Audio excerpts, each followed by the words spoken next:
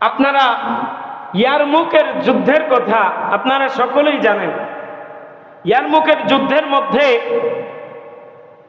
খুব কঠিন অবস্থা। একজন আল্লাহর বান্দা হঠাৎ করে চিৎকার শোনা গেল, সে মুমূর্ষ অবস্থায় আছে, পানি পানি বলে চিৎকার করতেছে। কি বলে চিৎকার করতেছে? পানি চাই, আমাকে পানি দাও।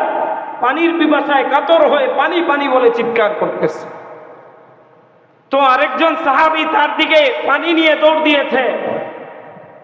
যখন তাকে পানি দিতে যাবে, সে পানি যখন মুখে দিতে যাবে, অমুক সময় তার কানে আওয়াজ আসলো দূর থেকে, আর কে যেন ডাক দিয়ে বলতেছে, আমাকে পানি দাও, আমাকে পানি দাও, আমি পিপাসায় কাতর, আমাকে পানি দাও।